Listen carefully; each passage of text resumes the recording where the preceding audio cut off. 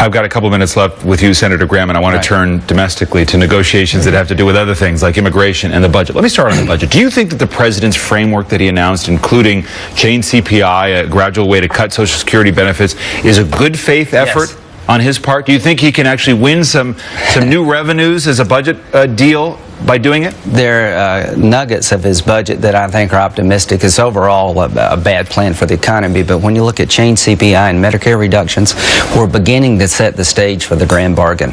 Change CPI, adjust, harmonize the retirement age of Medicare with Social Security, do some means testing for both programs, in return flatten the tax code, generate about $600 billion of revenue. And if you look at these changes over 30 years, it's $4 to $5 trillion in savings. So I'm looking for the biggest spending cut in American history by reforming entitlements, saving those entitlements, and the president's showing a little bit of leg here. This is somewhat encouraging. His overall budget's not going to make it, but he has sort of made a step forward in the entitlement reform process that would allow a guy like me to begin to talk about flattening the tax code and generating more revenue. You follow on that in just a second, but I also want to follow up. You're putting new revenue, as a Republican, you're putting that on the table, and you think it ought to be there. If we do substantial entitlement reform that will save $4 to $5 trillion over a 30-year window, I think is what the president's talking about in your view substantial? This is a step in the right direction, but harmonizing the age for retirement, means testing both programs, CPI adjustments get you pretty much where you need to go. Is the Republican leader of the Senate there yet?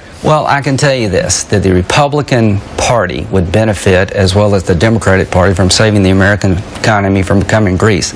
If the president will lead on this, and he showed some leadership, no Democrat will get to his right.